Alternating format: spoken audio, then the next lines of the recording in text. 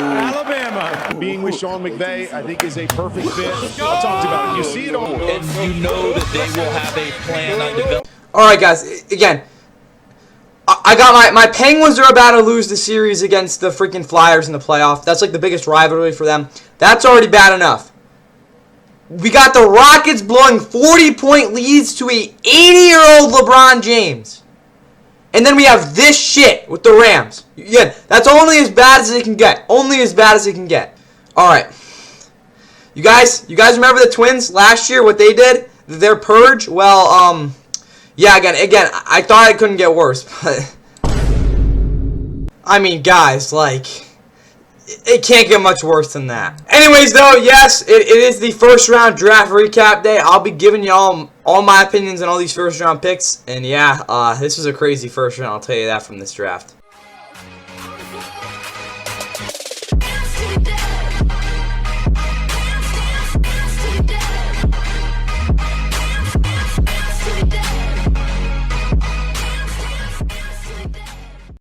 With the first pick in the 2026 NFL Draft, the Las Vegas Raiders select Fernando Mendoza, quarterback, Indiana. The New York Jets select David Bailey, linebacker, Texas Tech. The Arizona Cardinals select Jeremiah Love, running back, Notre Dame. The Tennessee Titans select Carnell Tate, wide receiver, Ohio State. The New York Football Giants select Arvell Reese, linebacker from the Ohio State University. The City Chiefs select Mansour Delane, defensive back, LSU. The Washington Commanders select Sonny Styles, linebacker, Ohio State. The New Orleans Saints select Jordan Tyson, wide receiver, Arizona State.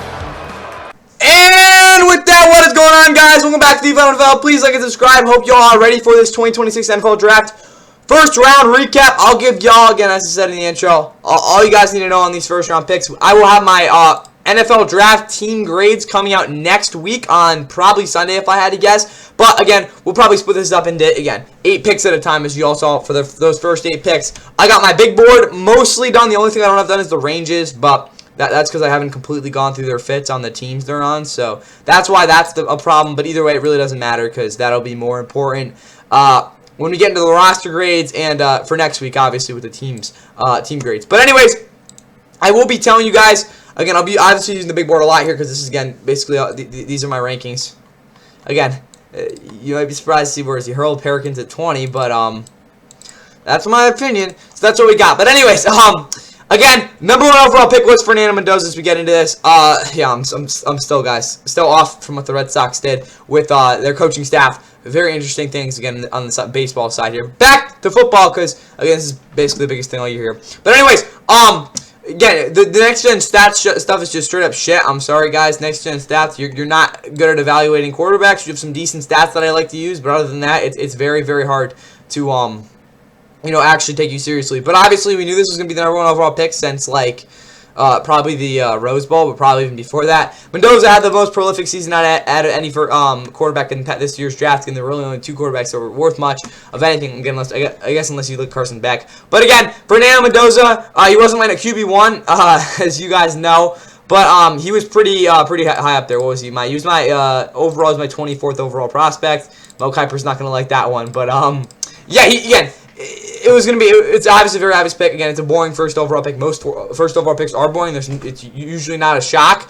And honestly, guys, again, it's the pick they should have made. If they really don't want to start him, they don't have to. They have Kirk Cousins, but it'll be interesting to see what they do with him. But overall, he's a guy that'll obviously be a starting caliber quarterback at some point. It's just where is that going to take him, especially with the fact that this offensive line is a mess, which we'll get talk about more as the offseason goes along and we get closer to you know, mini camp, training camp, stuff like that. All right, number 2 overall was David Bailey. Again, this is kind of like a one guy or another sort of situation. A lot of people either had David going here or obviously Arvell Reese, who ended up going a couple picks later. For me, this wasn't the right pick simply because I don't even think David Bailey was the number. He was my number 3 pass rusher. But at the same time, I had 3 edges in the top 5 for my big board. So honestly, guys, this really wasn't that bad of a pick at all. Again, 90.2 overall. He's still one of my favorite guys in this year's class because he is the most He has the best bend out of any guy in this year's draft off the edge. I mean, I guess you could say Alvarez. Super flexible ankles, great. Again, 1-2 punch with his moves, great ghost move, great, again, spin move off of that, but at the same time, he's a guy that still doesn't have as much diversity as you want, and he really lacks that power unit on top of the fact that he's not a good run defender. Again, we'll talk about the Jets and how this fit really works, again, later. Again, next week when we talk about their actual overall fits and what the Jets are going to do here. But again, this is kind of like, again, who do they want to pick here? They want a guy that I guess is technically more experienced as a pass rusher than Alvarez, but is he a better prospect? At least in my opinion, not really, but they're very, very close, guys. Again, it was that pick or the other one. I don't really think this will be too critical at the end of the day, but again, they wanted their head pass rusher. We're really looking at, again, how that fits with Will McDonald, again, next week, but still, this is definitely an interesting pick for them there, too. Number 3, the Cardinals went with the best player on the board because they suck, and Jeremiah Love. This is a guy that I think will have a generational rookie season in a lot of ways. Some people might be like, how is it supposed to happen? But the Cardinals have 2 guys, I mean, at the very least with Marvin Harrison, that are above average receivers. Arguably the best tight end in the entire NFL. I think he is the best tight end in the league. And Trey McBride, an offensive line that is underrated and no quarterback. So, I mean, I guess you got that. But honestly, guys, this Cardinals offense is actually a pretty, at least we're talking about skill positions and how much of the offense we put on Jeremiah Love. It won't be as much as you think it is. But for Jeremiah coming into this offense, he is in a good spot. Again, Mike LaFleur will have at least an effective scheme for him. I think this is a really good fit in that sense. We'll have to talk about more things again on Sunday. I'll again reiterate that many times with these guys. But while the Cardinals definitely should have picked a defensive player because their defense is arguably the worst in the NFL, if we want to just talk about them getting butts in seats next year and seeing the best player in the entire draft on the field, that is what they did. It's kind of hard to argue with that notion despite, again, him being a running back. And also, you know, I don't want to say he's had as high mileage as you might think he is. But, again, if he had, I don't know, Jadrian Pierce's or Jadarian Price's sort of workload, that kind of would be another thing I think would have been pretty interesting here, which is we'll get to the Seahawks at 32. That's where they get their value. But for Jeremiah Love, obviously the best player in this year's class. Again, you can't really go wrong here in a lot of ways, despite, you know, some things like the fact that they didn't address their defense for a little bit. All right, number 4, we have Carnell Tate to the Titans. I still think Ruben Bain would have been the better pick here because, simply put, Carnell Tate is not my number 1 overall receiver in this year's class. That is Jordan Tyson at 6. But he's still a borderline, whereas he's still my 10th overall player. So, like, Carnell Tate's obviously a dog.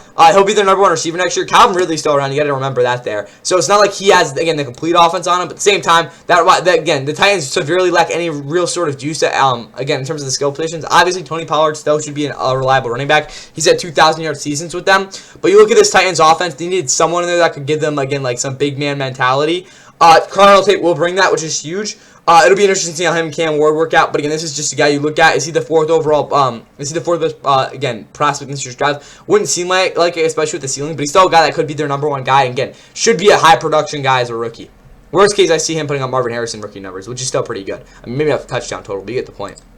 All right, 5th overall, the Giants. I probably say this is the best pick of the draft so far, in which they got Arvil Reese here. He is the most athletic player outside of Sonny Styles in this year's draft. Really, just if you look about ceiling and what you can do with him, he's definitely there. They have arguably the best, now they have the best edge rushing quartet in the entire NFL. I mean, again, it's pretty freaking juicy there. Again, you could have argued this wasn't the right pick, as they could have went with a guy like Ruben Bain if they really wanted to. I'm joking.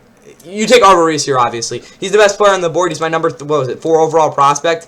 You get him at 5. I mean, he's just got the guy you got to pick. I mean, you could have took a receiver here in Jordan Tyson. That would have definitely been enticing, but you get it? But at the same time, again, even though I don't think Malik Neighbors will really be 100% for, honestly, most of the next year, again, you can still kind of live with the fact that you don't have Jordan Tyson on your team. Arvil Reese, though, if you pass him up, he's a guy that, again, has Micah Parsons. I'm not going to say he is Micah Parsons by any means, but that sort of potential at his ceiling, which is something, again, if you see that, you got to pick it, even if it's, again, not really a need, and you could have took a DB, which we'll get to in a little bit. That's number 5 for y'all. 6th overall, this is the first trade of the draft. I think the Chiefs traded some, like, bullcrap picks. I don't even really care. They got Mansour Lane, though. Again, what we now know about Jeremiah McCoy and the ACL being a lot worse than we initially thought, this wasn't the worst of picks. Same time, though, Mansour Lane is nowhere near, at least in my opinion, a guy you'd want to pick at 6th overall. He's my 13th overall prospect. I get that there. The value just really wasn't here with the Chiefs, guys. You're trading up 3 spots for a guy that I honestly think you could have gotten even arguably like at freaking where the Rams were picking. So for that reason, this is just a pick. I don't really see the Chiefs getting as much out of it as I think you might think with that. And also, guys, again, Mansour Lane's a guy you think could be as good as Trey McDuffie one day, but he really isn't. And, like, again, I think, that, again, I'm not going to say they should have stuck with Trent McDuffie because I think they got, what was the second-round pick or first-round pick next year, something ridiculous like that. Maybe not. But all you guys need to know is the Chiefs are in a spot where, or I think they did, right? Did the Chiefs get Rams round pick for 2027? But Mansour Lane is a guy that, again, at least at this pick in terms of the value you got back from the Trent McDuffie trade, I just don't really see it here. Honestly, you should have just stuck a 9th pick in there if you really wanted to. But, I mean, it's just kind of a weird move in that sense. But still, he is there. He was their #1 overall guy, which I like a lot. He is, again, we look at this overall. Is he the most talented quarterback in this year's draft? Absolutely not. That's Sherron McCoy. But with the injury in mind there, this is a safer pick than you think. But 6th overall, it's just like kind of unnecessary in my opinion. All right, last 2 picks here before we get to the next group here. We are on Sonny Styles, 7th overall pick here to the Commanders. For me, he is, arguably the most athletic guy in this year's draft. He's my where's Sonny Styles? 9th overall prospect.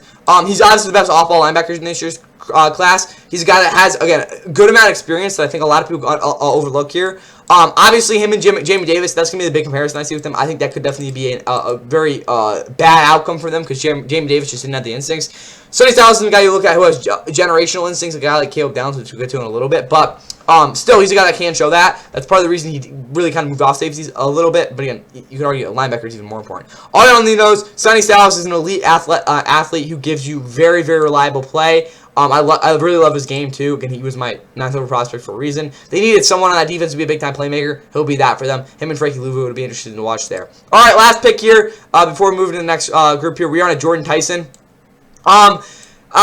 Again, there's really nothing bad I can say about this pick. They got the #1 receiver on the board, guys.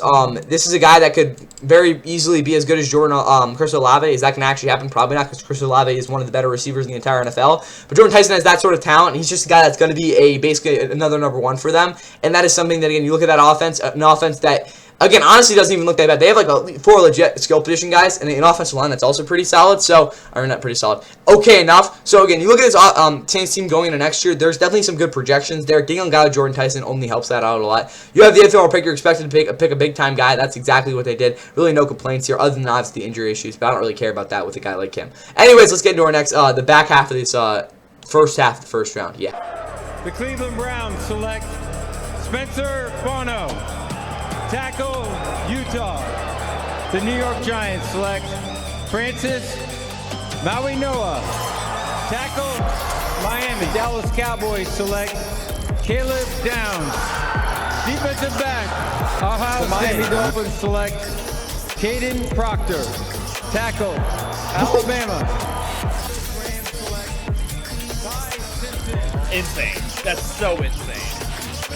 That's so insane. Oh my God! The Baltimore Ravens select Olai Babenga, Yowane, guard, Penn State. The Tampa Bay Buccaneers select Ruben Bain Jr., linebacker, Miami. The New York Jets select Kenyon Sadiq, tight end, Oregon. All right, guys.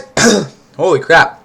Well, let's get to these next 8 picks. First of which was Spencer Fanout. He looks like a serial killer in this photo, but I think that's just me. At Utah, he was my what tackle? He's somewhere in here.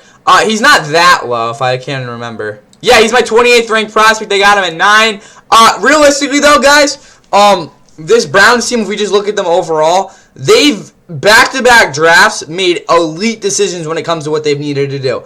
Like last year's draft, at the positions they've needed, they haven't really been in a spot where they need to take a guy at their pick. For that reason, they've been able to move back, get more picks, and get better players. Also, we'll get into obviously the thing next week. Told you I'm going to be repetitive about it. But this is a team, the past 2 years, they haven't really made bad picks. Again, you could judge what they did last year all you want. But they're in a good spot right now with what they're doing. This is a very good move by them. Is Spencer Fanout the best tackle on the board? Absolutely not. Monroe Freeling. This dude is better than him too, if I'm not mistaken. I have where's Maui Aiga?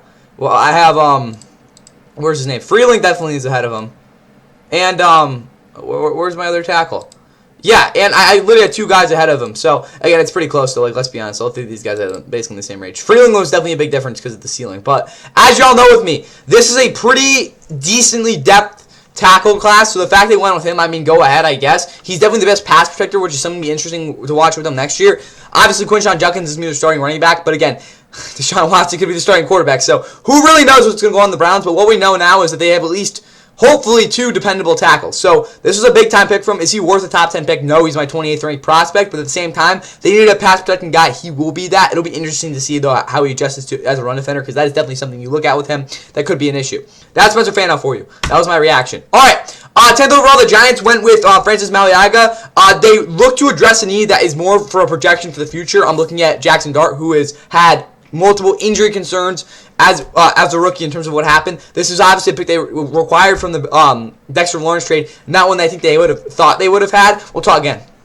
There's obviously a big need on that defensive side of the ball, multiple of them. So the fact they didn't really try to address that on top of another need, which again, it really wasn't the pick there. So they kind of got into an awkward situation here, but they still put themselves in a position where they could invest for the future in Jackson Dart by getting him a tackle that, at the very least, will not give up pressure too quickly. By the fact that he's a guy you can't beat him laterally right off the line. He's just not going to allow that to happen. He is very quick and agile like that. Also, he's a powerful guy that can really anchor. Those 2 things will make it very hard for even the best edge rushers in the league to win clean on him. That is, I think, his best trait with him. It's a very big reason, even if he might be limited in some other areas, for why he is a guy that is a first-round talent. On that side, for the Giants, they now have 2 of the... Again, it's one of the better tackle situations in football now, if I had to be honest. We'll see how he plays, but the Giants put themselves in a really good spot here, despite obviously not taking the guy here that went to the Cowboys who could obviously bite them in the butt. Now we will go on to the Cowboys. I don't know if the Cowboys and Giants are going to be on Thanksgiving Day, but I would not be surprised if Caleb Downs has some sort of scoop and score or something like that against the Giants, because that's usually kind of what happens here. For the Cowboys, I really don't know why they traded up with the Dolphins. Honestly, I think the Dolphins were probably better off with taking Caleb Downs, so maybe they freaking blackmailed them. Who really knows? But Caleb Downs and the Cowboys is a deadly combo there with Malik Hooker and even Donovan Wilson. But Caleb Downs is by far the best player in that secondary, I think, going into next year. At least if we're talking about an upside. Obviously, a guy like Deron Bland has proven to be an elite player at times in his career. But guys, Caleb Downs, at least instinctually, is the best player in that Cowboys defense. He's a guy that can uplift that defense just off of his feel and his natural ability in the game. With that said, though, I think the Cowboys got a premier talent in this year's class. 7th overall guy. He is the best safety prospect I've seen in a really long time, probably since Kyle Hamilton. The Cowboys, again, as much as you want them to get a guy like Sonny Styles, Caleb Downs arguably does even more than he does, especially, guys, you don't understand. He transforms the game when he's on the field. Obviously, there's some physical limitations with him, but there is with most guys that again, are of his kind. But yeah, Cowboys got an elite player here. Just look out, guys. This Caleb Downs is going to be special in that defense. Same time, though, he doesn't have a ton of support, to be fair. 12 overall, the Dolphins went with Keenan Proctor, guy that definitely has a decent bit of a ceiling there. Obviously, there's a lot of question marks about his weight and his overall effort, which is definitely interesting. But again, he's an absolute beast, guys. He will be an absolute mammoth for them in the run game. And let's be honest, guys, Malik Willis will not be doing a ton next year in terms of making them a threat, at least in terms of the passing game. But they still have Devon Achane, who's arguably a top 5 running back in the NFL, at least just an explosive playmaker. Keenan Proctor will be a big guy in helping those plays be more constant rather than kind of a flash in the pan that happened every other game. So for Kane Proctor, really like the run blocking signing there. Same time, though, he's a guy that at least pass protection wise, I expect to struggle a lot as a rookie, at least in terms of, again, the technical things, because he still is pretty raw there. Even though I still think his foot speed is to a place where it is a startable trait of his, which is good. So that's Kane Proctor for you. Ty Simpson.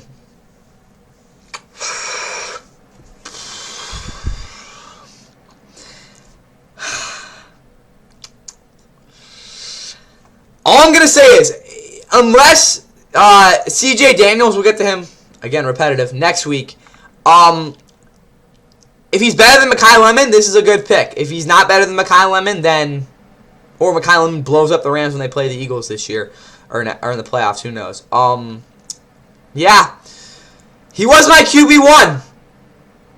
He was. I had him as the 18th best player on this board, so if we're being really realistic here, guys, not that far off.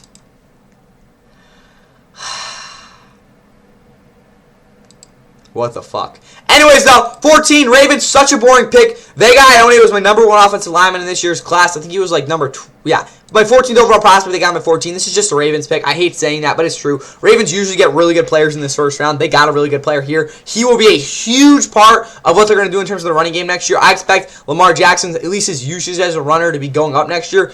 Hopefully, because that's what that offense needs. On top of the fact that I do think, at least overall, you're going to see a guy like Derrick Henry again, he's been arguably was better than last year than his more productive 2024 season. But I honestly think if we're talking about the peak of Lamar's career and the peak of Derrick Henry's career, at least production-wise, they I only could be playing a big part in that next year. We're looking at a Ravens team, how they want to compete. He will be a huge part in that. He was, again, this is just a Ravens pick. Ruben Bain, he was my number 2 overall prospect. He fell to 15. Again, if you're just a Bucs fan, guys, this is probably the best possible player you could have got here. Everyone's going to talk about his T-Rex size arms. Again, go ahead. It shows up on tape. I'd probably say 1 out of every 5 plays where it actually matters. And even then, he's by far the most reliable guy in terms of an actual pass rush set. Again, Akeem Messidor's his own thing, but he has the athleticism on top of the just raw power to consistently get pressure. This is a guy going into his rookie year that I would be shocked isn't the most productive guy in this year's class off the edge, unless he's getting double teamed, because obviously the Bucs pass rushing group outside of Yaya Diaby isn't the best. Obviously, the interior helped him out a lot. Ruben Bain's a guy that's going to make an immediate impact for that Bucs defense. I expect that Bucs pass rush to be one of the better ones in the NFL next year, solely based on his addition on top of the other guys they have. And if no one gets injured, again, like I said, huge pick by the Bucs, guys. It's crazy he fell this far. Again, there's another guy who'll say that in a little bit. But yeah, Ruben Bain at 15 is insane. Obviously, though, again, the consensus isn't there on him, which, again, is stupid. Again, when are we going to get over the arms, guys? Again, it is an indicator, but at some point, a guy's just that good, and he is that good where it really doesn't matter. Okay, like, come on. Like, let's be smart here. But anyways, though, 16, last pick we'll talk about here. Kenyon Sneak. Yeah, the Jets got the best weapon on the board here. I still think, though, that there was a better position to go here, and that position was kind of, it's kind of ambiguous to talk about, but you look at that Jets defense, and you're thinking, man, a guy like Jermon McCoy, especially looking at, again, not next year, but years in the future, I'm not going to say he's going to end up like Sauce Gardner, but even as a trade package, guys, for the future, and what this Jets team really is going to need, a guy like, again, I just think that guy like Jermon McCoy was more valuable here. Obviously, you look at the freaking injury history, that's the one thing, but that's really what I want to say there. But obviously, Kenyon Sneak, what was he, my 3rd guy on the board? Yeah, like, you can't really talk much bad about him. He's obviously the best tight end prospect we've probably seen since, Brock Bowers. But still, again, this is a huge pick for the Jets. Really no complaints here at all. This is a big-time guy for them. He will be their best playmaker next year outside of, obviously, Garrett Wilson. Again, it'll just be interesting to see how they use him next year. Because, again, we've obviously seen some other tight ends, Kyle Pitts, that haven't really been used right. All right, let's get to our next 8 pick. The Detroit Lions select Blake Miller, tackle, Clemson. Minnesota Vikings select Caleb Banks, defensive end, Florida.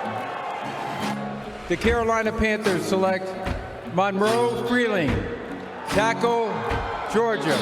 The Philadelphia Eagles select Makai Lemon, wide receiver, USC.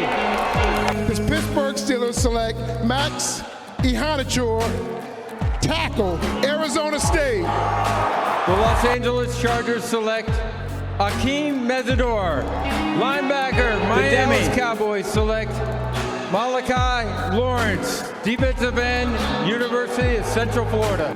The Cleveland Browns select Casey Concepcion, wide receiver, Texas A&M. Alright, guys, a common thing you'll be seeing over the next couple of picks is definitely some reaches. Blake Miller is the first guy we're going to talk about here going to Detroit. Yes, he fits their scheme very, very well. He's a very good guy in terms of being able to get off and really make it hard for guys to cut inside on him. And you look at a guy like Jared Goff, who's obviously not the most mobile and has a slower release. That is a good combination for them there. Same time, though, he's a guy that definitely is susceptible to getting beat by these two-step moves, especially if that second step of the edge rusher is really freaking good. You know, again, I kind of use those not interchangeably, but same word. You get the point with that. But for Blake Miller as a player on this team, I really think he needs to be more violent as a run defender to really get the good worth at him. Because while he can sustain blocks as a run blocker, it's not really to the extent where I think this is always worth it. So yeah, he's obviously better run blocker than he is a pass blocker. But this just seems like a reach for me because a guy like here, like Monroe Freeling, can do all of that, even though he might not be as technically sound.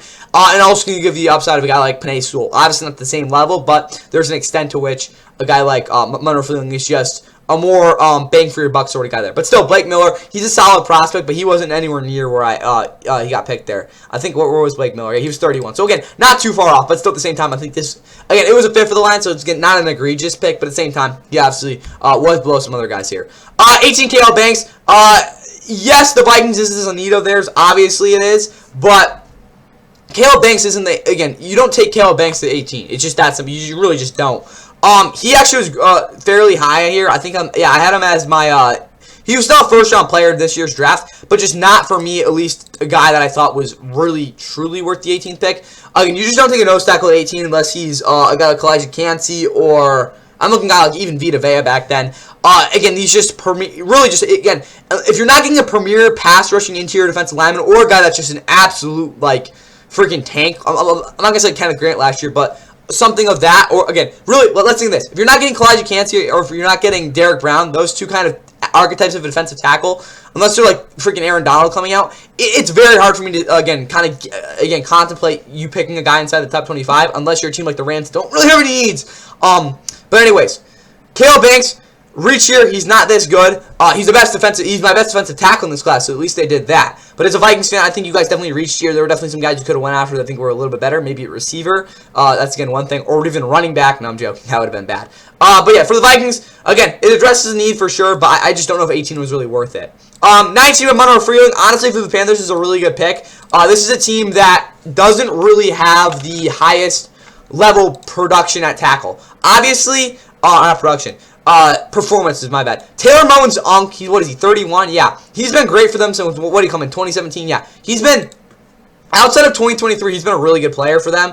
Again, a little bit up and down. He's probably one of the more inconsistent, solid right tackles in football, but he's been there for a while. Last year, I think there was definitely a little bit of a kind of a precipitous drop in what we're going to see for a ceiling from him. Same time, though, again, we're kind of looking at success from Monroe Freeling is going to be that guy. He's a raw prospect, but he's by far the most athletic tackle in this class. So agile, so good at anchoring when he gets timing down. He will be a guy that will be one of the better right tackles in football if he nails everything there. And honestly, guys, him not having to be a starter is huge. Ikembu Kwanu, obviously, he's going to go, I think, what is the construct year at this point? Obviously, a really good run defender, but his pass blocking still isn't really good enough. So I really like this pressure they're putting on Ikem as well, because I think he can perform next year. But again, this is a team that has solid tackles, but hasn't really gotten the production they need out of those two. Getting a guy like Monroe Freeling in there, who can obviously succeed Taylor Moen's a good move. Same time, though, you have better receivers on the board, guys. What the hell are you doing? You need more weapons. Do something there. Anyways, this is probably the biggest steal of the first round. Mekhi Lemon to the Eagles is 20 is insane.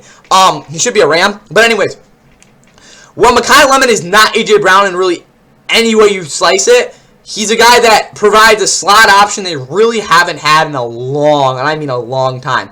He's their best. He's way better of a route runner than Devontae Smith. And Devontae Smith, I'm going to tell you guys, mind you, is a very solid route runner. But Mekhi Lemon he's just different. His route running is so good. And for a guy like Jalen Hurts, who, let's be honest, isn't the greatest passer, a guy like Mekhi Lemon kind of save him, considering how much separation, how much nuance he can provide for an offense that really, let's be honest, guys, even when they won the Super Bowl, they lacked a lot of nuance. It was really their offensive line being, I'm better than you sort of thing. Even back to 2022, that offense was like, I'm better than you sort of thing. This is an Eagles team. They haven't really truly evolved. They've obviously had kind of those 2 years, Super Bowl years, where they were just better than everyone else. And the other 2 years where their quarterback didn't freaking get it done. They had offensive coordinators that sucked. With that in mind, though, I think a guy like Mekhi Lemon, like I said, I wouldn't even say add a wrinkle. He adds a dimension to their offense that they really haven't had I can't tell you. It's kind of hard for me to think about that Eagles offense. Obviously, when they used to have Carson Wentz, obviously, there was something of that net measure probably back in 2017. But even then, the Eagles really just haven't had a guy like this. It'll be very interesting if they use him the right way. Because if they do, this will be a pick that, I'm telling you, they'll reap a lot of benefits from. Yeah, big-time guy for them, though. 21, Steelers took Max. Iron Anchor. I mean, it's in his name. He's going to anchor that offensive line. Realistically, though, he's better than Broderick Jones even coming out here. He's just a guy that he's a mauler in a lot of ways, and it's very hard to beat him on, again, really just these swipe moves that a lot of guys are really trying to use to get efficient wins. But obviously, there's some things he's got to work on, too, so I'm not going to really go too gung-ho on it. Also, he wasn't a guy that I was the highest on. Let's find him. Yeah, he was my 50th overall guy, so definitely a reach here. But, again, we look at this Steelers team, and the fact they haven't really been able to get the run game going, he's a guy that can definitely do that for them. And again, I like him a lot. So that's what I'm saying. But obviously, there's some things you need to work on to really think that he'll be, again, really any better than Brock Jones as a rookie. But he's definitely upswing there. Akeem Messidor, I actually really like this. Again, you look at a guy like Tuli Tupelotu, who's a very sophisticated pass rusher. Akeem Messidor is the exact same way. He's a guy that, again, like I said, will come in and give you an immediate impact, even though there's definitely a cap to what he'll be able to do in the league because of the fact that he's and he's had some injury issues. But for sure, he's going to be a guy, if you look at him, that will be an immediate presence in that defense. He doesn't even need to be their true number 2 guy because they still have Khalil Mack. I'm not going to act like they don't need him to give him a lot of production this year, but for a guy that it will be an immediate impact in this Chargers defense, it's a huge move for them. Of course, there's some guys in that offensive line I think I would rather like them to take there. I'm not going to say Chase Beyonce at 22 would have been a great pick, but at the same time, they got a guy that was pretty damn high on my big board, if I'm not mistaken. Where are we finding, what's his name? The dude. Messidor. Where was he on here? Akeem Messidor. Let's find him. Yeah, 16th overall at 22. Like, it's a good pick.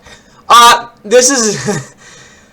This might have been the worst pick of the first round, guys, if we're just talking about overall value. Mekhi Lawrence, while he's an explosive power rusher, he's very stiff. He doesn't really get to the edge the way I want him to. He didn't even make it onto my honorable mentions because of this, too. He's not a very nuanced guy. I know I'm really hating on him right now. But, guys, despite him being an explosive edge rusher, he's not a guy I really see, again, his game translating really well at all because of the fact that he's an inconsistent guy, on top of the fact that there's really only one move he really hits consistently, and that's kind of speed to power with kind of a rip move, which I like a lot because he's able to get into the kitchen of these tackles, but there's only so much where that's going to work on top of the fact that as a run defender, he struggles to get off blocks. I'm not going to he holds his ground for sure, but at the same time, he's not really much of an effective run defender at the same time because of the fact that he's not making plays and not really influencing any of the gaps. For that reason, Malachi Lawrence, for me at least, I think will be an inconsistent, ineffective player in the NFL, and that's just not a guy you can be taking at 23 if you're the Cowboys. While he will be something that I think could be a good rotational guy at times, it's not something you're going to be seeing very consistent at him, at least in terms of reliable production. And for that reason, I think this just wasn't the right pick for the Cowboys here. Same time, though, it's their pick, so who really cares? But, yeah, guys, I don't even know where's Lawrence. Yeah, he's like 95th prospect, guys. Again, he's just not a guy you pick here. Second round, I can definitely think about it because he has a pretty... There's definitely something there with him. It's just the fact that he's just not a guy to be a reliable guy in the league, and for sure not a starter. So that's why he's there. Casey Concepcion, he's a 24th guy here. Let me think. How many? We got 8 guys left. 1, 2, 3, 4, 5, 6, 7, 8. Yeah, last pick here. Casey Concepcion, everyone talks about his draft issues and the fact that he's not really a natural downfield threat, which is fair. But, guys, the Brown team guys that can make plays, that's just that simple there in this offense. He will be a guy that will absolutely do that for them. So, honestly, guys, I really don't care, even though he probably won't have a quarterback that will be able to find the ball to him because he's small and he doesn't have good hands. Other than that, though, that's all I have here for Casey Concepcion. Let's round out these last 8 picks. The Chicago Bears select Dylan Thieneman, defensive back, Oregon. The Houston Texans select Keelan Rutledge, guard, Georgia Tech. Miami Dolphins select Chris Johnson, defensive back, San Diego State. The New England Patriots select Caleb Lomu, tackle, Utah. Kansas City Chiefs select Peter Woods, defensive tackle, Clemson. The New York Jets select Omar Cooper Jr., wide receiver, Indiana. The Tennessee Titans select Keldrick Falk, defensive end, Auburn. Seattle Seahawks select Jadarian Price, Notre Dame, running back. The 51st Mr. Irrelevant, drafted by the Denver Broncos. The 257th pick is Red Murdoch, a linebacker from Buffalo. Alright, guys, last 8 picks here before we call it a night. Dylan Thieneman. Yeah, the Bears took him. Is he my number 3 safety? Yes, but, I mean, the Bears do like their white, middle of field players. I'm really looking at Jack Sanborn, guys. But yeah, Dylan Thieneman, he'll be an interesting guy in that defense. Again, you look at a guy like Kevin Byard, who had the best year since probably 2021 in that Bears defense last year. Again, he was on the Titans when he had a really good year. You can't really, again, count on that. A guy like Jaquan Brisker obviously hasn't really been that strong over really the last year and a half. Dylan Thieneman getting in there would definitely be a guy that can make a big-time impact for them, especially as a range guy. They haven't really had a true, again, ball-hawking safety since Eddie Jackson got injured back in, what was it, we're going to say, like, back in 2021. He obviously wasn't very good and wasn't great in 2019. Again, honestly, since the 2018 Eddie Jackson year. So, for that reason, I think Dylan Thieneman is definitely, like, again, a transcendent player for them. It'll be interesting to see how he plays in that defense because they're going to give him a lot of responsibility. And again, I'm just going to be interested to see how he handles it and how he'll still be able to be a guy that'll limit, again, downfield plays, which, again, is really what he's being brought in to do. Obviously, as a run defender, it'll be, again, important to see what he can do there, too. But not really, again, as much because, again, Kevin Byard will definitely be doing a lot more with that. All right, 26, the Texans, they tried to address the need. I think he was my 3rd or 4th guard, so it's not the end of the world. But, guys, you just don't make this pick here. Kalen Ratledge, let's see how far down he is. My goodness. Yeah, 83rd. Ooh.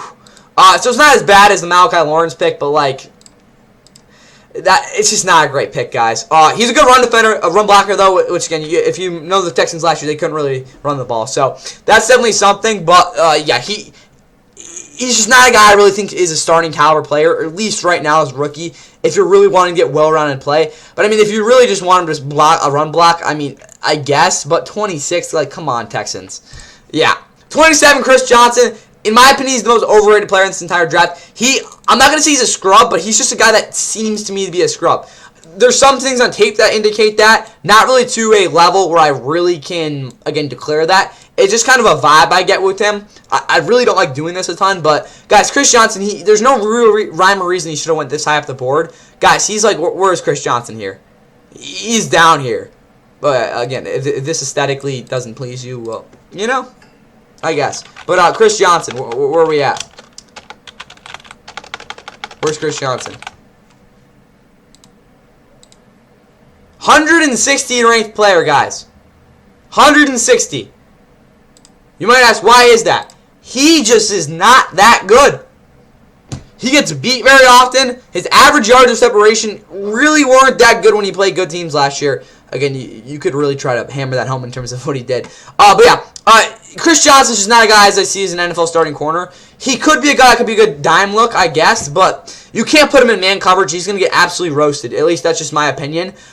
You're way too high up the draft board. Dolphins, I hope he turns out to be okay. But while there's usually a cornerback every year that I end up saying isn't that great, this is a guy that even consensus before the combine, or really not in the combine, before the pre-draft process really got going, was that this guy wasn't that good. And again, for a couple of reasons it changed, and now everyone's like, yeah, he's a first round. I'm like, what are we doing, guys?